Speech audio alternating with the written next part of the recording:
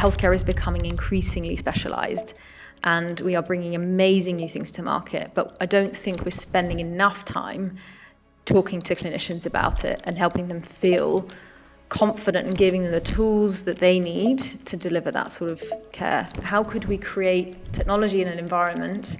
And the basic ingredients were, look, I want to be trained. I want good quality education. I want to learn. If a patient came through the door, you knew that there was a reg or a consultant just around the corner, and you can grab them and you can say, look, I'm not entirely sure. I'm just going to check my management with you. What do you think? Am I missing anything? Now you transport yourself to primary care, you realize that none of that support exists. Maybe we could create that. Maybe we could create the same kind of environment, because you basically get two for the price of one. You get your own family dentist who you trust, who's got a very broad set of skills, and then you've got a specialist. Hey everybody, this week, delighted to be joined by Sonia Szamocki, founder and CEO of 32 Co. Sonia, welcome to Healthtech podcast. How you doing? Very well, thank you. Good, nice to have you. Whereabouts are you speaking to us from today? We're in London, in Shoreditch. Oh, very nice, very nice. The cool side of London. Yes, yeah. Cool, Sonia. Yeah, absolute pleasure to have you on. Looking forward to getting into it. As you know from listening, the first question I ask is you to tell your story. So, yeah, let's go for it. Where does it all begin for you? It begins probably in the Netherlands, which is where I grew up. Oh, wow. Yeah, I came to the UK for university. I went to Oxford and read medicine, and moved to London to do my clinical years. Most of that was spent in A&E, much like yourself. And I was in the London Deanery and loved it. I really enjoyed my time in A&E. I originally thought I was going to become an eye surgeon. Ophthalmology, I really loved. Why? I liked the microsurgery. I liked the intricacy of it. I liked the science of it. I just thought it was a beautiful specialty. But I had a chance to spend some time in A&E, and I realized that I really craved or enjoyed the human interaction side of A&E. Ophthalmology is quite dark as a specialty. Lights are off quite a lot of the time. I was going to say literally, as in there's less light. Yes, I don't mean dark as in, difficult morbid, and morbid. But the room is dark, and you see a patient at a time, and I really liked the buzz of A&E. I found it really thrilling, and worked in a fantastic A&E department with an amazing consultant body. So I really got hooked, and I realized that maybe I needed to look a bit further afield. What made it a good A&E department out of interest? The reason I ask is that I did a lot of locuming around London, and I remember I almost wrote a blog post about this, about what would make the perfect A&E, because I just experienced so many, and it's something I never actually did. Although when I later worked at the BMJ and a few other places, they actually wished I'd done that for loads of different reasons. But it would have been such a good idea at the time. I can't remember a thing about it now. But what made it a good A&E?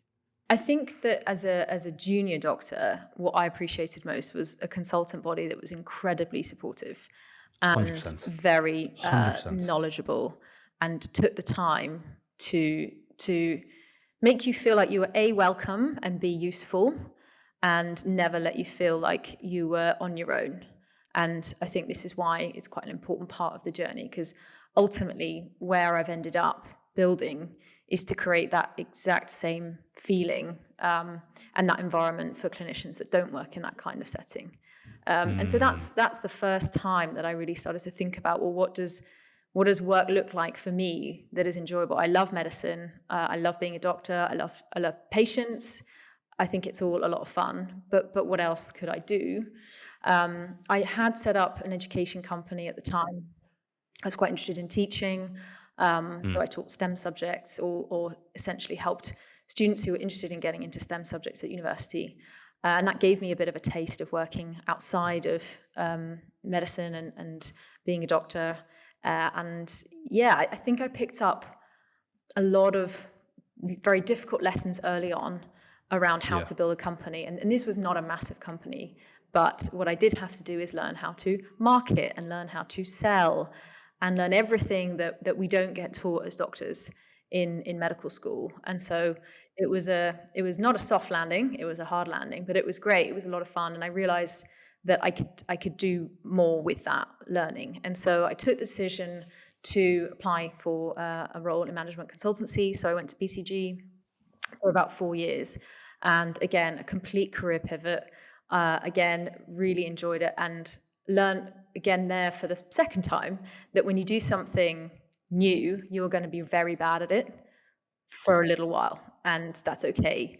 BCG is an amazing place where you're surrounded by incredibly intelligent people working on interesting problems in an environment that is in some ways similar to A&E in that you're all piled in together, you're moving fast, you're working on lots of different projects, but in other ways very different. It's a corporate environment where you have big, clients that are spending a lot of money, and I suppose the setting feels very different. A&E can be very mucky and rushed, and you're wearing scrubs, and it's all kind of, it's not polished. Whereas in consultancy, it was the complete opposite. So I learned a lot there. I worked on healthcare projects. I did say to them when I first joined, look, I don't want to work in healthcare projects. I've left to learn lots around. A lot of friends have said the same thing. When they got to, and I understand, when you first join, you're very useful in those settings because you know what you're talking about. Yeah. And so you can be deployed quite quickly and add value. Yeah. But I spend a lot of time doing other things as well. So consulting in mining, and then the next week it would be luxury fashion, and then it would be airlines, and then it would be banking. And so I really got exposure to a lot of different industries, which was immensely helpful, a lot of fun. So I spent, that's about 4 years there. And then I managed to get a place in a place called Digital Ventures, which is wholly owned by BCG, but it's essentially a startup incubator. And it was sort of a separate entity, and it's a venture building studio. But because it's linked to a lot of the work that BCG does, it does it on behalf of corporate clients. And so I spent a year building an app for patients with haemophilia. So at the time, obviously haemophilia, rare disease and expensive to treat. Clotting factor is expensive. Now, obviously, there's newer treatments. But what people were finding is that tracking of clotting factor was very, very difficult. You're finding patients, logging it on bits of paper and, kind of by gut. And that's hard because everybody has a different half-life. And so could you build an app or a medical device that helps patients with their treatment and monitoring things and reporting back to the hematologist as well so that they knew what was going on? And so that was my first foray into MedTech and really understanding how technology is built and, what it takes to get something from an idea or a problem to here is a fully functioning medical device that you can now give to patients and they can use it in the wild and get hopefully a huge amount of value from it, but also see their health outcomes improve. So, that exposed me to, I guess, the cutting edge of healthcare. So the things that are happening on the at the frontier of innovation and development of tools and drugs and protocols and things that we know will have really beneficial impacts on patients. But I found myself at that point always being the sort of, not the naysayer, but reminding people that, this is all very well. These are amazing things that we're seeing being invented and coming to market. But what you're forgetting is that if you want this to be adopted, there's a clinician in the way, right? And they have to feel confident and comfortable that what you've just invented is actually going to be helpful to patients. It doesn't carry any risks, and that they can crack on. So when you think about how we were trained, my medical knowledge probably quite out of date if you think about it, because I graduated when most of the things that we're treating patients with now, well, there are new things that are being brought to market that we can now treat patients with, and that wouldn't have been covered in our syllabus. So you're placing a huge expectation on your clinical workforce to remain up to date and to remain upskilled. But I don't remember having any time really in the diary for that, other than sort of evenings and weekends. And you might argue that that's fine. I mean, everyone has to do that. Everyone has to stay up to date in terms of in every profession. But I think particularly important, given how fast healthcare is moving, that bit is understood and taken seriously. And I think a lot of money is spent on trying to convince doctors to do stuff, to use stuff. I mean, the bag of M&S sandwiches, never went amiss in terms of getting an audience, but that's quite a big gap from being introduced to something to saying, do you know what, I actually feel really comfortable and confident injecting this into a patient or offering this treatment. And so I think I started to think a lot about that problem and how healthcare is becoming increasingly specialized, and we are bringing amazing new things to market, but I don't think we're spending enough time talking to clinicians about it and helping them feel confident and giving them the tools that they need to deliver that sort of care locally.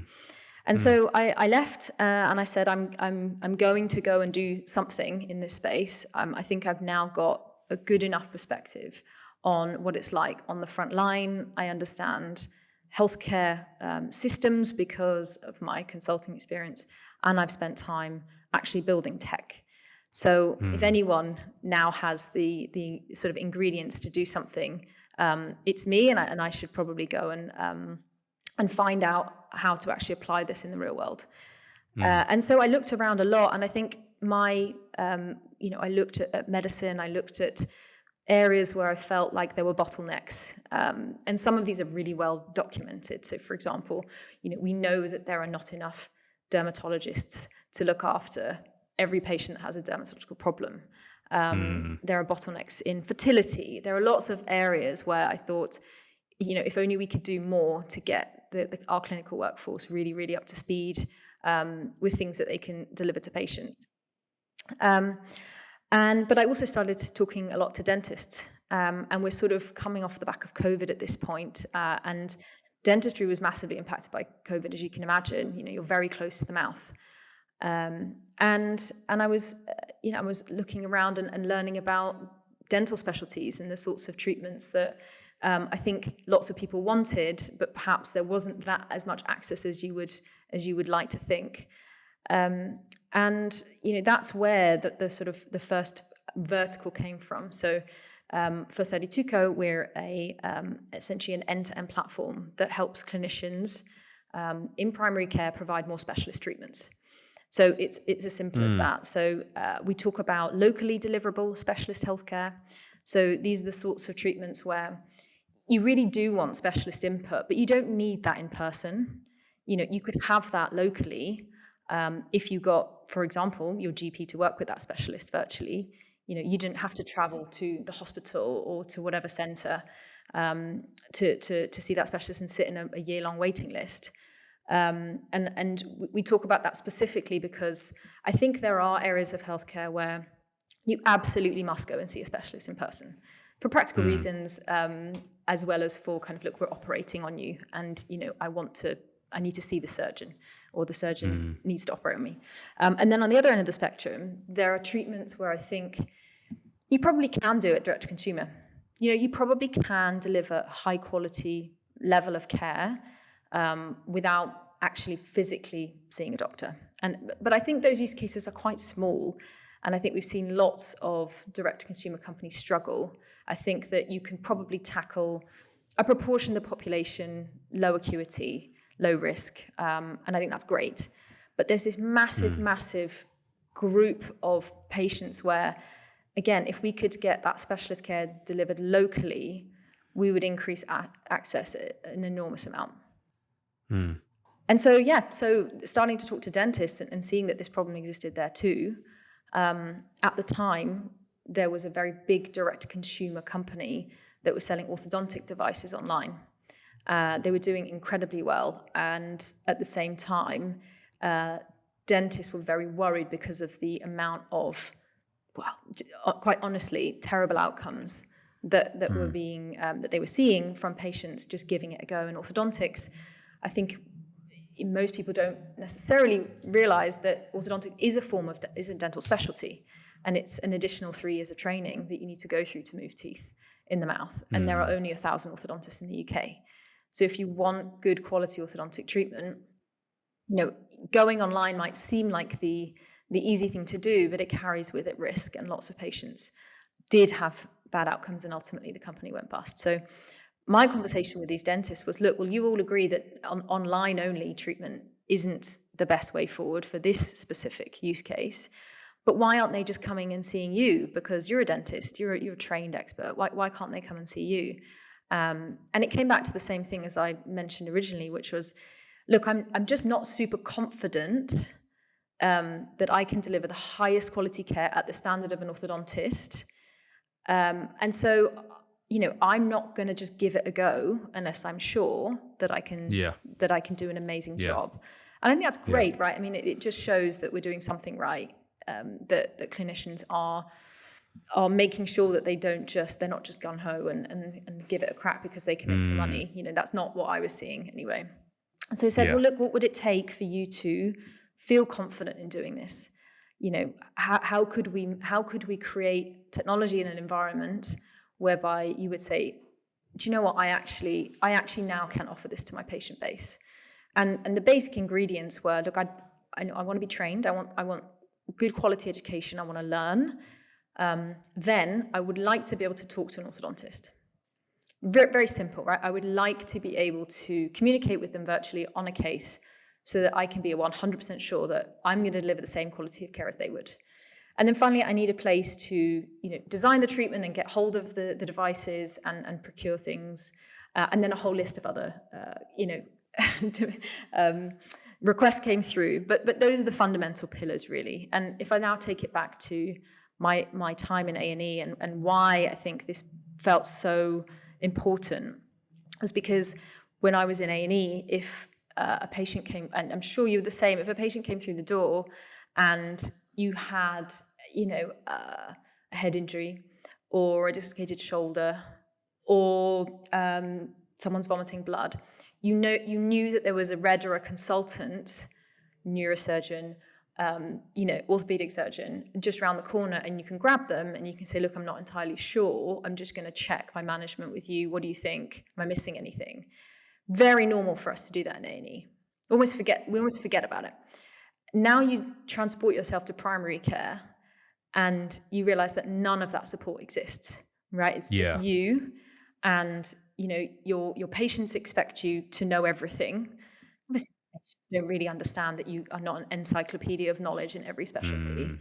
And so you're trying to do the best that you can with the sort of information available to you, without a ton of diagnostic tools, and without the latest in, for example, management of some complex dermatological issue. But maybe we could create that. Maybe we could create the same kind of environment, because all it would take is for me to patch you into a dermatologist. You could be looking at the patient together and saying, okay, well, I think you've done everything right here. I would actually just recommend that you take path A, B, and C. That shouldn't be that difficult. Turns out it is quite difficult to do, but that's what building companies is about. It's taking something that seems simple and then actually getting really stuck in and building it out. But that was our first use case, and so we're operating across the UK now.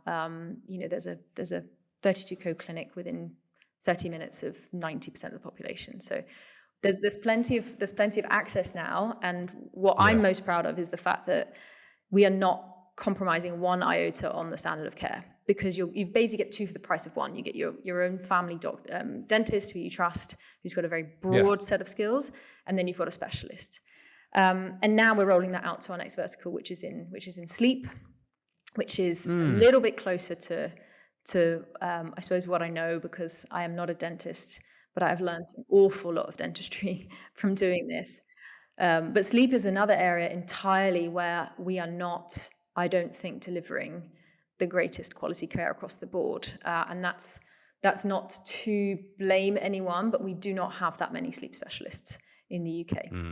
And there is more and more and more awareness of the importance of sleep and the prevalence of sleep apnea, and snoring, which is one of the sort of treatments that is included in this vertical. So it's the same principle, really. Can you get your local care provider to help you with your sleep problems without you having to physically go and see a sleep specialist?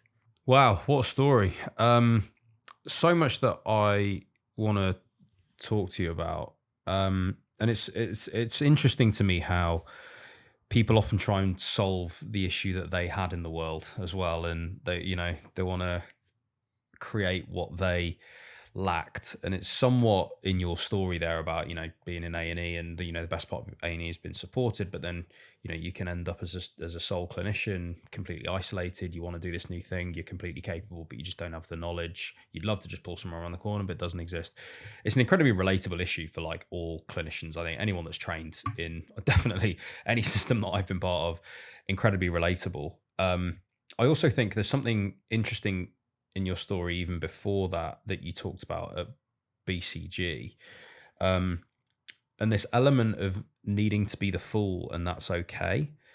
This element of starting at zero before you're competent. There's always a zero moment. You're always at the bottom of a mountain to climb of becoming competent, and that being okay. It's that being okay part which I think is interesting, because I think as overachievers, medics can often struggle with this. And not just medics, but I've got friends in law, in loads of other things that definitely struggle with this, in sort of moving over to something new and being willing to be the fool, being willing to accept they know zero and getting to a level of competence.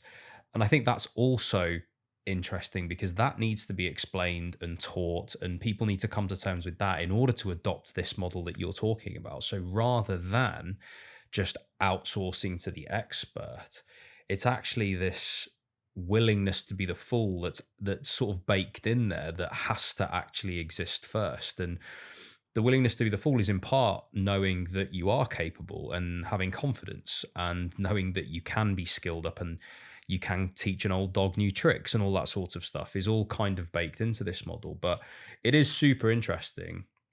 And the other thing is, you've had investment as well from like Boulderton and Eco Venture, like all the very credible, like huge investors to really make this work, which is, it definitely adds a level of gravitas to this with seasoned investment firms like that going like, hey, this is actually a really interesting model to take forwards. So really keen to talk more about it. I want to go back to the problem itself here, and it's something that we all know to exist, but to one of the final points you made about this seems really simple, but it's actually really complex. What's actually the issue here? Is it the structure of medicine and dentistry that pigeonholes people early into a certain generalist or specialist, and then you can't do anything exterior? Is it partly that and something else? Is it learned behaviors of us that we don't want to be the fool and don't want to do that other stuff? Is it that there's a lack of a reward system for that? Is it the financial system of something like dentistry lends itself more so than medicine? Is it like, what's actually the structure of the problem here, and like, why is it so messy to solve? Yeah, I think you've touched on lots of reasons why it's challenging. And I say there's not one thing, but if I take a couple of them in turn. So I think that not wanting to look like you don't know what you're doing is such a fundamental part of being a doctor or a dentist, right? You've got patients. To oneself and to the patient, actually. To the patient, and to yeah. one's team, because, and all sorts. People put their trust in you to look after them. And so to sort of take down that mask and say, look, I don't actually know, is not something. Here's my helper for the day. Exactly. So I think that's quite core and fundamental to being a healthcare professional. And I don't think that I would be advocating to remove that entirely. We do need to build trust with patients, and we do need to show that our advice is to be taken seriously, and that we will be there to look after them, and help them make the right decisions for their care. I think that the second thing is information flows. I think that there is so much to know now in healthcare, different to the NHS when it was set up all those years ago. There is not, one person could not know everything that there is to know. And if you accept that, then we need to be building information flows to allow the right information to be accessed in the right place at the right time. And obviously technology plays a big role in that. And I'm sure we will talk about AI. My fundamental belief is that when you're dealing with humans, AI can't solve everything. It can do a lot, but I think the human connection and building relationships between humans, whether it's patient to patient, patient to doctor, doctor to doctor, I think is fundamental to trust building. And a crucial, actually, sorry to jump in and interrupt you, but I just want this for listeners, because we say things like this all the time on here, but I just want to highlight what you're actually saying there is that the human to human interaction, separate from AI, is important in facilitating the flow of information optimally. That's a really important thing to highlight, because it's also something I've talked about before in something as simple as history taking, because there's so much evidence that there is a direct correlation between the level of empathy felt between a patient and a clinician and the quality of that history that is being taken. And I think this is a really, really, really important point as we move into a future of academically analyzing where humans are best and where AI is best. This is a really important point you're touching on, and I would encourage you to go into more detail on, because this thing about humans building trust improves the flow of information, and therefore AI cannot deliver a perfect system. It needs humans because we need the most information in order for it to be perfect, is so important before we start removing humans from all context and parts of healthcare. So that, I think, is an important distinction. Yeah, completely agree. I mean, if we take the patient to doctor interaction and we said, okay, well, option one is that you can have a seasoned healthcare professional who's done thousands of cases before talk you through what they've seen historically, and explain to you why, given what you've said, actually this is the approach that we should take. And then the alternative being, well, here's an AI that's been trained on thousands and thousands and thousands of patients. Just talk to it and it will tell you the answer. I think most people, when they're dealing with healthcare, especially when you're talking about a loved one, you say, well, look, I actually just want to make sure that I'm dealing with someone who I can see in their eyes that they know what they're talking about. And I'm not suggesting that this will never, ever happen and that AI will never get to this point. But I think today we're not quite there yet. I think a patient wants to know that this person is going to have their best interests at heart. No, it's true. I find this fascinating, though, because I almost wonder if there is like a fundamental truth. A different conversation, whether you believe in objective truth or whether it's relative. But I think, is there a truth to the fact that we as humans actually value a human telling us or a 98% good human is better than a 100% AI? Is there some fundamental truth in that? And if so, we need to study that. We need to figure that out. We've been in a situation where that's always been there. It's always been a human delivering information, always, in healthcare. And we're only now approaching a time where it's optional. So what is the benefit? And I think if what we assume is that there is a feeling of being cared for that ranks higher than actually the quality you get. We've known for decades. You trained in medicine. We've known for decades that, in inverted commas, good doctors get away with murder, quite literally, unfortunately, sometimes, because they just have amazing bedside manner. So we know there's actually evidence for this. There is a genuine truth to this, that bedside manner has always counted for so much. And it's just interesting to me that I think there is a fundamental truth that we rank that higher than perfect diagnosis and treatment. Like, perfect patient experience is a better definition of perfect healthcare than perfect diagnosis and treatment is. And that's, I don't know how you feel about that, but that's something that I'm playing with at the minute. Yeah, I think it's a fascinating area that will need a lot more research. And I think you're right. I think that we've known for a long time that, even in person healthcare provision, that there is something about it that allows you to pick up more information on both sides, to be honest. A patient is looking at the doctor as much as the other way around to try and figure out whether they can trust this person. But That's if I give you an true. example on the clinician to clinician side of what we build, one of the things that we've said, and I think you touched on this earlier, is there is no such thing as a stupid question. right? This technology, this environment that we've created encourages you to ask the question that you didn't think you could, because at the other end is going to be a specialist who's going to take the time to walk you through something. And often it's not a stupid question. It's just, you're trying to get reassurance that you're on the right track. So, we, for example, offer, we've built an AI coach tool that allows clinicians to ask questions that they can get real-time answers to, and that has been trained on thousands and thousands of questions that we've been asked over the years, and that we have meticulously curated the answers to. Now, we're very deliberate about where we use that. So what we are not saying is you don't use that tool to ask questions about a patient. So these are questions where, look, I just want to know, just what does the evidence say about this? Or remind me, what is the best technique for this? It's those sorts of questions where you just think, actually, I'm quite happy to get the textbook answer for that. I'm actually just trying to learn. Yeah. That's very different to the other type of interaction, which is, what shall I say to this patient about this thing? Yeah. And we see it every day. We see dentists, they don't want to use the coach when they're like, look, I've got a patient coming in. I'm just not entirely sure about this. In your experience, how do you see this progressing if it's something tricky or something challenging? And this happens, all the time. I mean, not every patient has the smoothest ride through treatment. Orthodontics is a relatively low risk treatment, but patients have high expectations, and there's a compliance piece as well. They have to wear these devices themselves as well. So you just want a real human being that's done this 1,000 times before to say, don't worry, you're completely fine.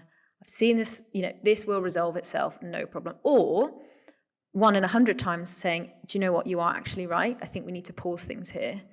And that is where the trust gets built.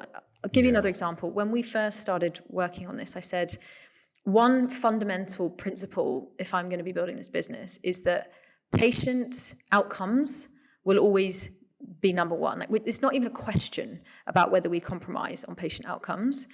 And that isn't just a sort of airy-fairy, I've got these kind of high-minded ideas. It's because I think it's good for business, because when you show the clinicians that you work with that you are unwilling to compromise, they trust you as well. They trust you more. So when we first launched the orthodontic vertical, and we said to dentists, look, you can train with us, you can start providing this treatment, you're going to collaborate with literally the top experts in the country on your cases.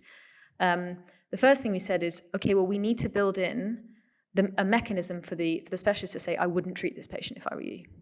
Yeah. And initially we were quite worried about it, because we thought, we've gone to all this effort, we've trained these people, we've got them set up on their platform, they're really excited, they've got a patient who's sort of agreed to go ahead with treatment, and now the specialist is saying, look, I wouldn't do this if I were you. This is going to be a bad experience for everybody.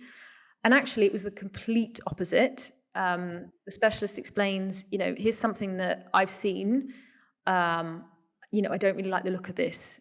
I think we should probably, let's do a couple more scans. Let's see where we're at. But I don't want you to rush into this one, because I think that there's a risk that we could get not a great outcome here. It built so much trust. And it wasn't a kind of an AI computer said no. It was a real human being that said, I'm looking out for you. Wow. I care about you. I care about your patient. It's not worth it. Send this to see a real specialist in person, because there's something that I think is tricky. And so that's another example of where a real human being watching out for you has such a big difference. And that's the difference between that dentist saying, I'm confident now making this part of my toolkit. I'm confident offering this to every patient that comes through the door, because I know there's a safety net. This is something, dodgy that I haven't spotted.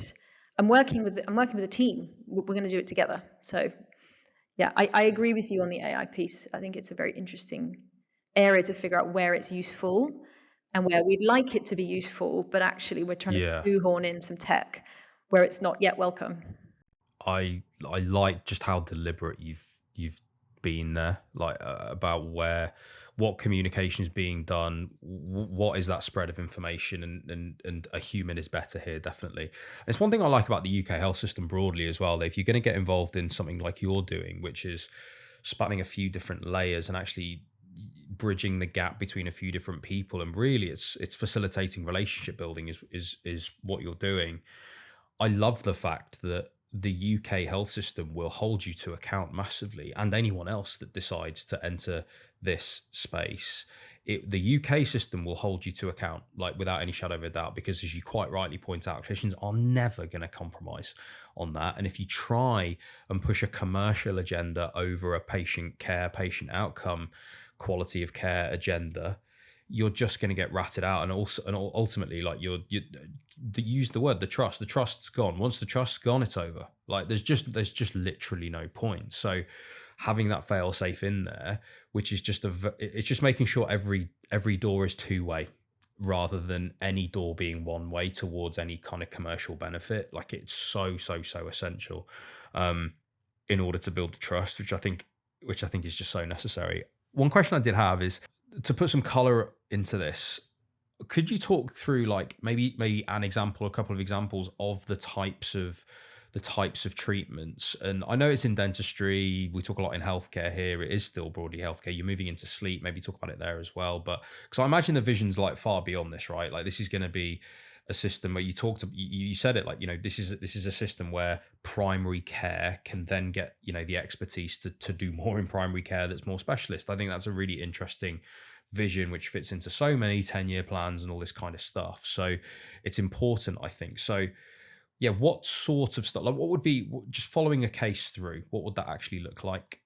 Yeah, maybe I'll take sleep as an example because it's an extremely multidisciplinary challenge. And so where we've started in sleep is to build the infrastructure so that dentists can provide sleep apnea devices. So what most people don't know, and okay, I didn't know as a doctor either, is that there are, you know, CPAP is not necessarily first line for every patient who's got mild to moderate sleep apnea. There are some patients... CPAP, by the way, for listeners, being a machine, was it continuous positive airway pressure? That's testing my anesthetic knowledge.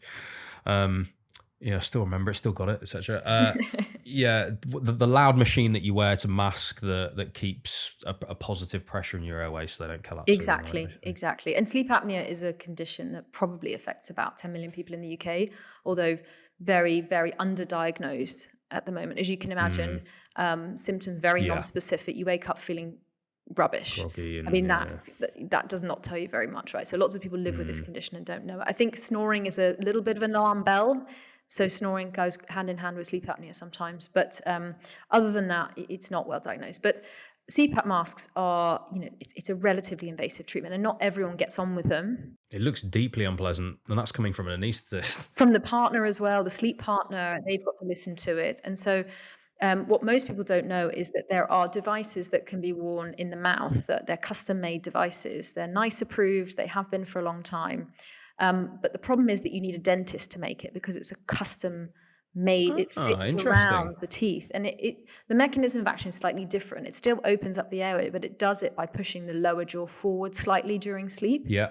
Okay. And if the listeners are interested, try and tilt your head back and push your jaw forward and see if you can snore or see if you can create that collapse. It's very difficult, and so they're very, very effective devices. Now, obviously, patients are not turning up to the dentist to solve snoring or sleep apnea problems. It's just not known that that's a channel. And when I speak to sleep specialists, they say, look, we know that that these devices work. We just don't have any dentists near us that offer this. Interesting. And so that for the diagnosis of that, would one go to a GP to then be referred to a dentist, or would one have to explain those symptoms to a dentist? It depends. Yeah. What's the link there? That seems like a gap. Well, that's exactly where I think our technology comes in, is that we can bring different specialties together virtually to work on behalf of a patient, which is why I thought this was such an important use case. And the other thing is I did a neuroscience degree as part of my training, and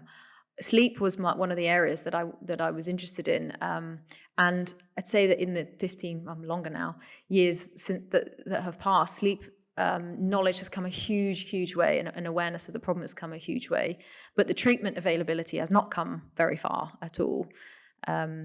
We see sleep centres with 2-year waiting lists to get a CPAP device. That's pretty standard. So the pathway might be patient feels terrible, goes through GP. We rule out other causes of fatigue, obviously, and they send them for a sleep test. They can be done overnight in 24 hours, and you can get a pretty clear indication of whether there's evidence of sleep apnea. And if so, then the patient has a choice. They can be referred to a sleep service, they can also pursue other areas of care, for example, going and seeing if they can get one of these devices. They're called mandibular advancement devices.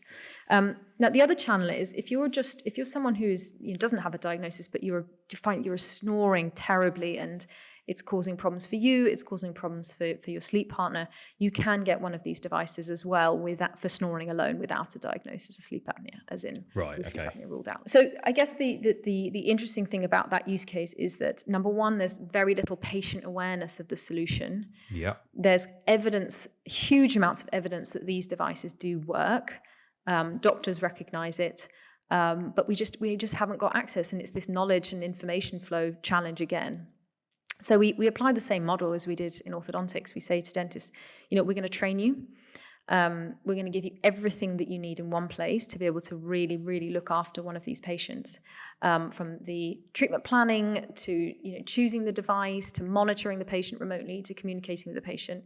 But crucially, the specialist that is going to be involved here is going to be someone who knows something about sleep, right? It's not going to be another dentist, it's going to be a medical professional. And I think we've not really seen medicine and dentistry being bridged in that way. And sleep is such an important use case for that, because anesthetists, ENT surgeons can be involved in airway in some way, shape or form. It's probably the most multidisciplinary area of the body if you think about it. So it's a fantastic use case. And then when I think about how do we apply this beyond, and using those same pillars and those same principles, I look at anywhere where there's bottlenecks in care, where I look at the number of specialists on the register, and you think that is not nearly enough for the population of the UK or the US. Fertility is high on that list. It's not easy to get access to good quality, to fast and comprehensive fertility advice. You're usually being bounced from one specialist to another, and it's not like we're doing complex surgery in the majority of cases, right? It's not like you're having to go to a center to do something really complex and invasive. You could imagine a GP working with a network of fertility specialists and working as almost like a virtual MDT on your case. And it means that rather than you as the patient having to being bounced around and you traveling to those specialists, they're coming to you. And from a health economics perspective, you can imagine obviously that this is also a more cost-effective way of doing things, right? You reduce the wait list, because the scaling, one of the other ways that I describe the business is that I'm scaling specialist experts. And so if you think about outpatient clinic, how many patients can a rheumatologist see in one session, right? Even if you overbook them and make them do it late into the evening, that's really the number of patients that they can impact. Whereas if you get them working with a network of GPs or asynchronously doctors, or whatever, you can scale them massively, right? Creating capacity in the system, Exactly. So these are the sorts of use cases that I'm looking at. So chronic diseases are one, but then there's also more, I don't want to call them, they're not lifestyle things, but they are treatments that patients want that are life-changing, but not, these are not conditions that are immediately life-threatening. So this is something I was going to actually mention or talk about, because you're bridging this gap in areas that I think a gap exists. So for whatever reason, we say we have a public healthcare system in the UK, yet anything in the mouth or teeth, broadly, that's privatized. You want an eye test, privatized. Hearing test, privatized. Like there, for whatever reason, there are just these majorly important organs that we've just decided, if they're failing, if the lens in your eye is failing, that's actually a you problem. That's actually a put your hand in your own pocket problem rather than anything else. So it's there's this, and I know that there are obviously NHS examples of that, but broadly privatized in a big way. So there are lots of these kind of gaps that these, as you quite rightly point out, important to me as a patient, things fall, particularly where it becomes now, a lot more onus on me to organize it and arrange it then if I've got multiple people involved, I've got to coordinate my own care. Um, it's it's funny, like even my own dentist journey that I'm thinking about, like having to coordinate all of that stuff myself. And then there's this like incidental, you might have a saliva stone, which isn't a salivary gland stone. That's not really a problem, but like, yeah, I'm gonna have to refer you. Like, do you want it private? Do you want it this? And like, oh, the appointment's not for like a year and a half.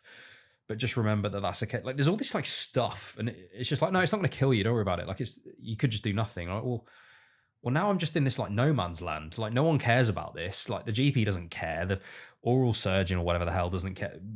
Like, there's this weird, like, there's just loads of stuff like going on seemingly that this helps to bridge, because it gives people an ability for like someone to care. Like, if it hands primary care the keys to all of this stuff to go, we'll coordinate this for you now. Like, this is fine. And I think that helps, because you're right. Things like fertility also fall into this bucket of like, is it privatized? Is it not? Like, for whatever reason, this is a crucially important thing for life and for me to pass that on, and yet doesn't fall into the NHS remit as much as I'd kind of want it to or like it to. But that's perhaps idealistic. So it feels like a model for this stuff is. I'm surprised I haven't heard about this before, in all honesty. I'm surprised like I haven't seen more of this like happen or be tried to fix. But I guess it's because the problem is so messy, and diagnosing what the problem actually is, I think, is important, let alone trying to figure out how to actually solve it. So yeah, I just think you've come at it in quite a unique way, I guess. And I just wonder like how broad that future is for this. And the question being really like, who pays? There's a lot in that. I think that we would all love for the NHS to be able to fund everything. But as I said, right at the top is we are inventing so many amazing things every day that can change health. The budgets are just not keeping up, and it's a decision that I guess we have to make as a country, that we either do want to fund everything, so you get an MRI of your knee tomorrow if you want it. Right at the moment, what I think is still fantastic about the NHS is that if you're very, very sick, you will be looked after, and it will be the highest quality care. And I think that is very much still worth protecting. But then it means that the sort of tail end, exactly as you say, of things that are not killing you today immediately, but they would probably increase the quality of your life by quite some margin. Those are the things that are dropping off into the private sector. And I'm not going to make a judgment of whether that's good or bad. It's just it is a decision that needs to be made. And I think the reason why. Look, I don't think when I explain this to people usually like, that actually makes a lot of sense. And I feel like maybe this should exist already. The reality of actually building this is that it's really, really hard. Yeah. There are so many parts that have to work to make this all sync up perfectly. And because it's a multi-sided environment, right? You've got in our platform, for example, we've got the diagnostic side, you've got the clinician, you've got the experts, you've got the manufacturers, you've got the patient, you've got the clinic that they work in, and you have to tie them all together. That is a big technical build, and you have to get everyone on board along that journey as well. If one person in that journey is not incentivized, or maybe they don't have the tech that makes this very, very easy for them to do, then you won't see adoption. And the reason why using orthodontics was so useful for us is because we had to build absolutely everything just purely based on stakeholder feedback. We didn't go into this with a sort of diagram of, no, this is the end state, this is how it should look. That wasn't it. We just looked at the problem and said, what would it take? What would it take to overcome this challenge? What would it take to overcome this challenge? And you end up with the platform that you have, but that's a huge amount of earned learnings, right? I think a lot of earned learnings, there's nothing in a book that tells you how to do this. You learned it by doing it and feeling the problem and seeing the problem.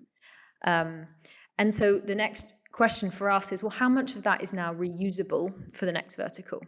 And I think that we were very positively surprised by how much was just directly transplantable onto the next vertical, which is exciting for us as a business, because it means that the next verticals will come very, very quickly. And especially with AI now supporting the speed of build, you can increase access to different treatments quickly.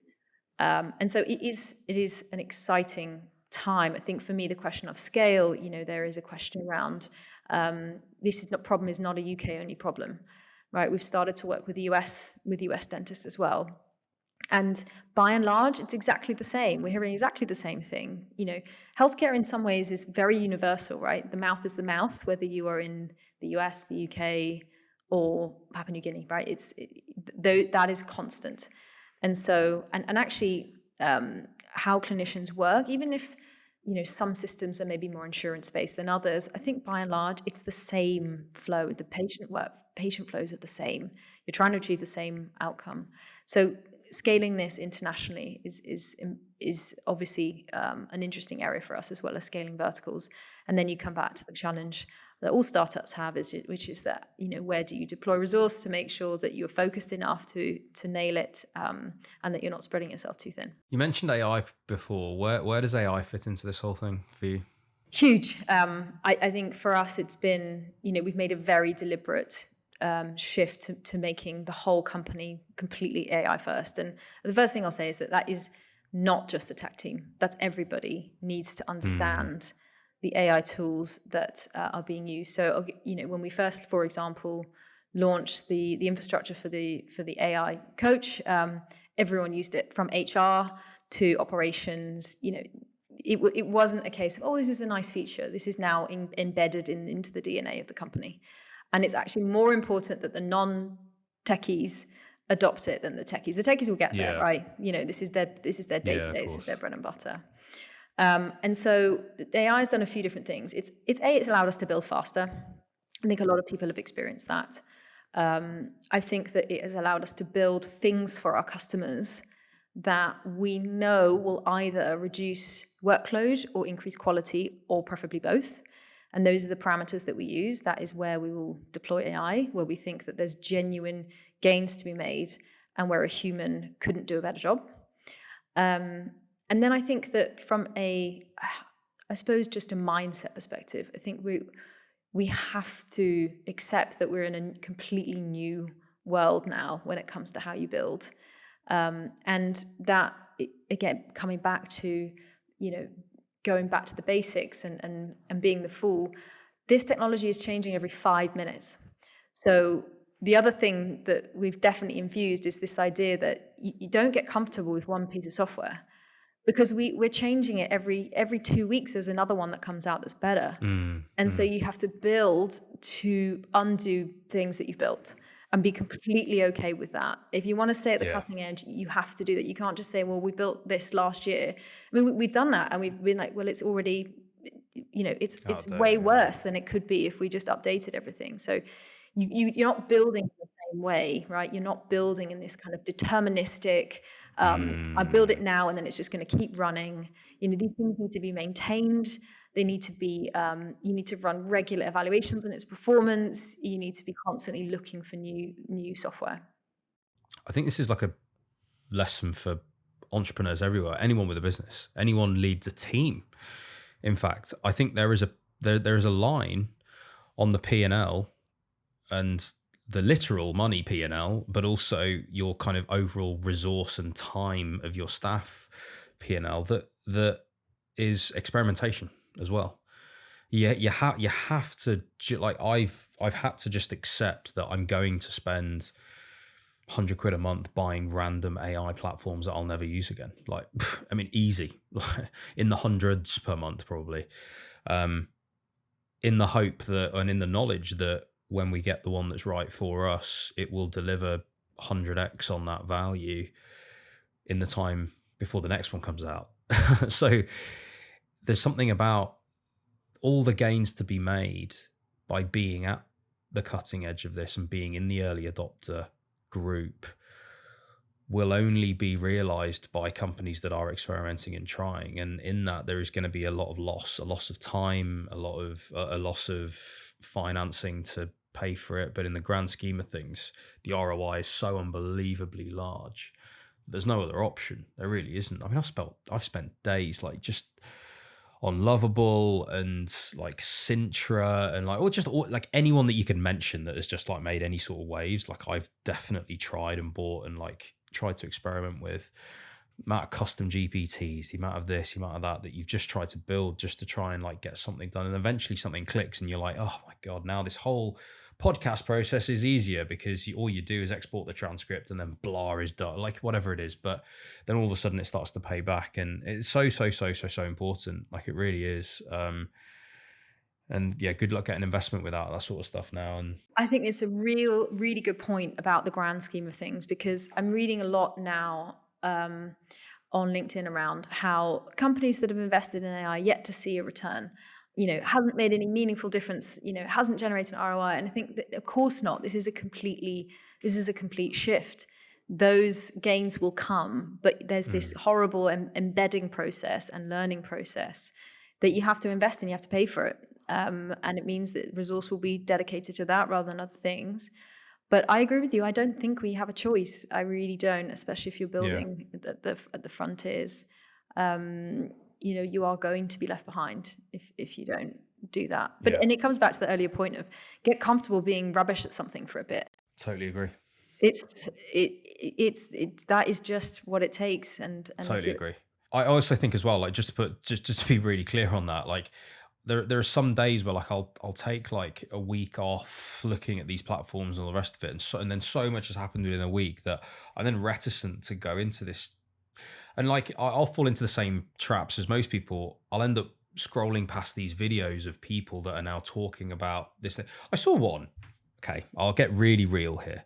I saw one which made me think, I'm having an existential crisis about, oh my goodness, the entire video generation side of what we do is now like needs to move this thing, and just prompted this whole existential thing. This guy literally just went on n8n.com and built this really complex system, like automated system of N8N's like a turbo Zapier for anyone that doesn't know what that is listening, but built this thing which used Nano Banana, the new Google image generation, video generation thing. It used a load of stuff in Level Labs, like blah, blah, blah, to the point where he would literally just describe a video to his phone, and then he would refresh YouTube, and there was like a video of like Star Wars Star Troopers talking about some ridiculous thing in ancient Greece, and he literally just spoke this into his phone seconds ago. And now he's built this thing and I'm like, oh my goodness, this is and you can look at that stuff and you can be so unbelievably overwhelmed until you realize that probably broke 5 seconds later with the most minor update on the back end of Nano Banana or any one of the 100 things that he'd probably done. And actually turning gimmick into practical utility is a whole nother ball game. And there's a load of stuff that goes around that. But what my point being, there are these things that are possible, and people are always pushing the frontier of the possible from a technological standpoint. And that's what that person represented. That's what that creator represented. There is a whole other frontier going on, the frontier of adoption, that is difficult. Turning that stuff from gimmick into utility is one part of that. Convincing other people to buy it is another. Actually deploying it in a company for which it actually delivers ROI and value is another. And the collection of all of those things is kind of where you need to be at. That's taking some of the stuff that's at the technological frontier, not all of it, nowhere near all of it like this creator was doing, but some of it. Is there some small part of that that could redeploy a client's product into a different environment that makes it look this to fit this narrative of this post in this way and build this story? Well, yes, we can probably do that. Cool. Does it need to be sent into a phone show? Oh, not really. But the point is you can take some of that inspiration, but rest assured, if you just experiment with it in your own way and get some utility from it, get comfortable with doing that, then you're going to be on the road so that when the new things come in, you'll feel more comfortable. But you're right. Like that's the journey that I've had to become completely okay with, that I'm never going to be a person building those complex N8N things with brand new models and APIing stuff at the back end like to high heaven. And I'm not going to be doing that, but I am going to be taking some of that with a real focus on how do I turn gimmick into utility. That's the bit that I'm hyper focused on right now, because that's the bit that no one's done, I think, anyway, particularly in my niche of health tech marketing. So that's where I've come like full circle on it anyway. But it's taken you the exploration of all of these tools to find it, right? I think that people Correct. too Yes. often look for the magic formula, and they go on wherever it is, LinkedIn or Substack, and Yeah. someone says, here's my magic formula for X. And then you say, right, I'm going to adopt the formula. Actually, what you've done is you've tried everything and found and tasted a bit of everything, and then you found the two things that you like, you put them together, and now there's a use case that you can really see it working on. I really like the from gimmick to utility thing. I haven't heard that before, but that was what I was going to say, is that not to discourage playing around, because I've done the same thing, playing on weekends with every tool that I can to build something crazy just to see how far I can push myself. And I'm not from a technical background, but Yeah. I think, it is incredible what you can do without a Yeah. technical background, with Cursor, Yeah. with the Yeah. Lovables, with the Yeah. Vassels of the world. But I think that the jump from prototype to real world application is so much bigger than people realize. And again, not to discourage the building of the prototype, you should do it. But to get that into the hands of real customers, stable, secure, and again, AI is not deterministic. Every update you have to go and recheck it. You have to build infrastructure that allows you to understand whether it's still performing like you wanted it to. There are so many more layers. But the front end stuff is what gets people excited, right? The Lovables as well. Oh my God, I built a website in 5 minutes. That is what gets people excited. It Back end is. Yeah. integrations, not so sexy. So It yeah, is. I would agree It with you. is. Before I let you go, Sonia, the last thing I want to ask you is more about your sort of entrepreneurship journey. Going from BCG, obviously management consultant company, it's a very different environment, but I do see a lot of people start companies from management consultancy, like Mark Jenkins that we've had on here, and I mean there's loads, right? There's loads of people that go from that. It seems to me though that management consultancy is a very different environment to entrepreneurship. Although someone actually said this to me, I can't remember who it was. I'll try and remember, but they did say that at a management consultancy firm, you learn how much work can possibly be done in a day, so that when you do become an entrepreneur, it actually feels like a bit of you get a lion, and actually you get all these things. Even though you're working your ass off, actually you do know how much work can be done in a day, which is an incredible advantage once you do start a company. So that being one advantage. But how do you think about that? Do you consider yourself someone that was always going to build a company, and that you had that risk appetite, and you wanted to create and you wanted to express yourself in terms of building a company? Have you always been that sort of person, or was it more that you went to BCG and learned a lot of the skills to be a founder and a CEO? Like, which side of the fence do you kind of lean on there? It's a good question. I think, unfortunately, I'm going to say both, but I'll try and Mm. justify it. So I did think I would end up building companies. I don't really know how, but I Okay. started my first one when I was, while, even before I was a doctor, to be honest. I just, What was it that? was, that was the education company. And I don't really know where it came from. I just knew that I could do it, and that I wanted to, I just had a certain amount of drive towards that. And not Yeah. from an ego perspective, I'm a pretty low ego person, not from a like, oh, I want to be able to say that I run a company. I just thought Mm. it would be cool to build stuff, and that Mm. I wanted to give it a go. To see something that didn't exist and then now does exist is quite exciting. But BCG taught me a lot about how everything else in the world works, right? When you're a medic, you learn a lot about medicine. You go very, very deep, but you don't have a lot of exposure to, I mean, how does a company work? I didn't know what a marketing department was, and I didn't know how it was Yeah. Yeah. different to sales. Those sorts of things are very different. I think that the quote that you raise is quite fair. I've always worked very hard, and so it wasn't like BCG was a shock. But I worked hard there. I work harder now, but it doesn't Yeah. feel like it, right? I love what Yeah. I do. I'm.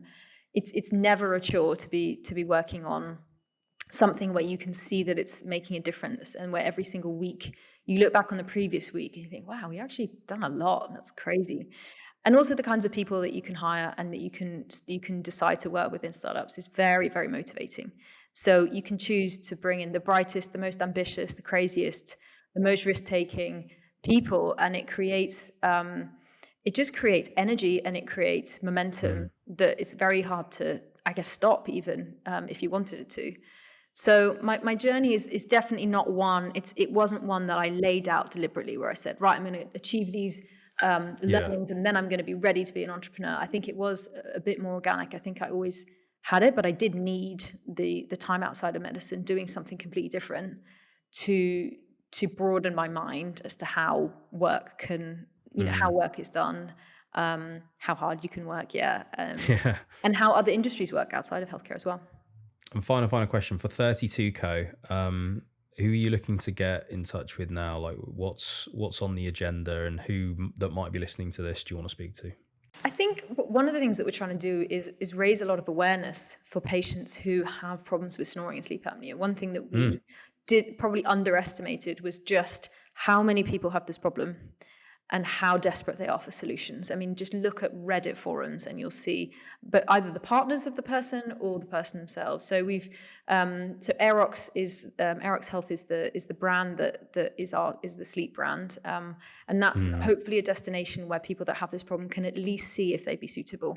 Right. Again, coming back to, we're never going to compromise on a patient's outcome. If you think that you could benefit from it, you will be told honestly. And if not, we'll help you find where you can be treated. But more awareness about how important it is to get treated and a diagnosis for something like sleep apnea, and not to accept it as just, well, it's fine. Maybe I'll just be tired and not really find out why. These are life-changing treatments when you get them right. So that was probably my main one for now. For everyone listening, website is 32co.com, so 32, the numbers, and then co.com. Sonia, it's been an absolute pleasure. It's been great learning about this. I think you're tackling such a complex, messy problem, and you presented the solution in such a way that I think will have so much value. I think now, yes, but down the line, even more so. I haven't heard of many, if any, people certainly not doing it the way that you're doing it. So it's a really interesting focus. I think it's a problem that, you and I have both felt throughout our careers, that same, like, I could just solve this myself if someone showed me. And actually the coordination of care thing at the other end, putting far more control into primary care. I think these are all fantastic directions for healthcare. So yeah, I think it's awesome. Wish you all the best. Amazing. Thanks for having me, James. It's been a lot of fun.